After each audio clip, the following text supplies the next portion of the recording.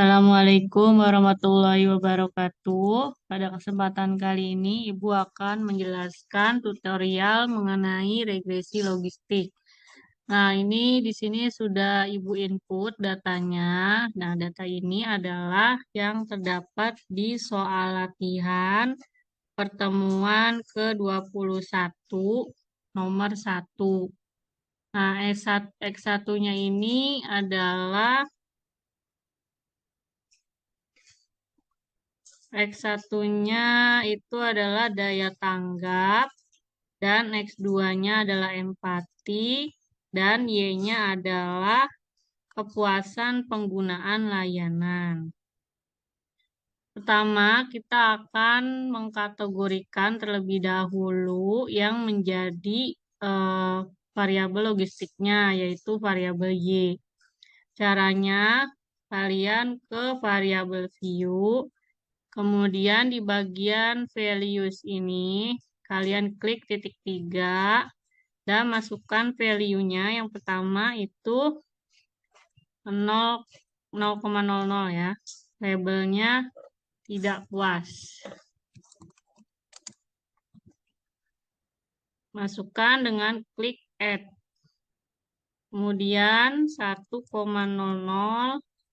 labelnya puas. Kemudian klik OK. Nah, dia akan masuk ke dalam value di sini. Untuk variabel X1 dan X2-nya tidak usah menggunakan value karena dia bukan variabel logistik ya. Setelah ini kalian klik analyze, kemudian regression, dan pilih binary logistik. Nah, masukkan variabel Y, ini ya tadinya. Variabel Y di dependent ya dari sebelah sini. Variabel X-nya di independent atau di blok sini. Masukinnya dengan memindahkan dari ruas kiri dan mencet tanda panah ya. Kemudian klik save. Nah, di sini yang di checklist itu probabilities, group membership, untuk residualnya unstandaris, dan studentis. Selanjutnya continue.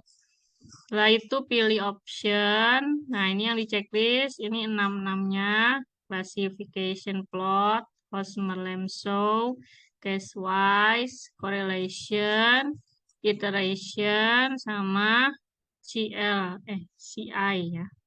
95%. Kemudian continue lagi. Nah, kalau udah langsung klik OK. Nah, di sini keluar hasilnya ya, yang perlu diambil hanya beberapa saja. Seperti omnibus test ya, kemudian model summary, Hosmer and Lemshow test, kemudian variables in equation, itu yang penting-pentingnya aja ada 4 ya. Nah, di sini udah Ibu copy ke dalam Word hasilnya. Di sini ada omnibus test yang tadi dari hasil yang tadi. Nilai signifikansi model sebesar 0,00 ya.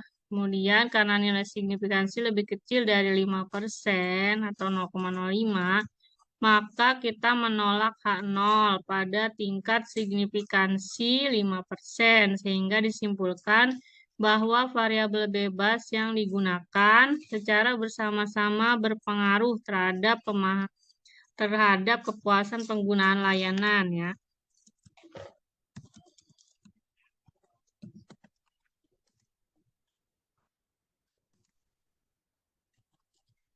Atau minimal ada satu variabel bebas yang berpengaruh. Kita lihat nanti.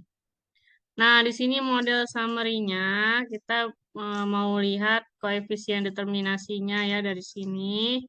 Dilihat berdasarkan tabel di atas, dapat dilihat bahwa model dengan memasukkan dua variabel independen ternyata telah terjadi perubahan dalam penaksiran parameter. Dilihat di kolom minus log likelihood sebesar 51,362. Jika dilihat nilai R square sebesar 0,301 atau 30,0%. Chalk and Snell ya di sini. Dan 0,401 atau 40,1%. Karena kita regresi berganda ya, jadi kita pakai yang ini, yang R square Nagelkerk.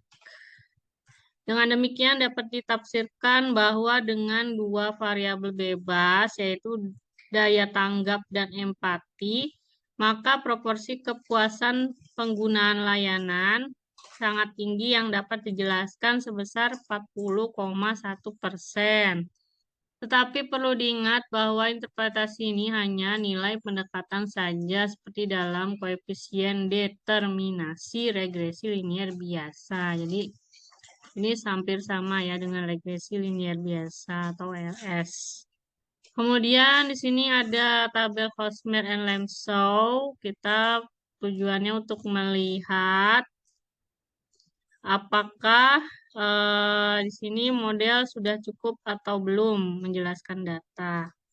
Dilihat dari nilai signifikansi lebih dari 0,05, maka H0 diterima dan hasil uji chi-square hitung didapatkan senilai 8,849 karena nilai chi-square hitung sebesar 8,849 lebih kecil dari nilai chi-square tabel.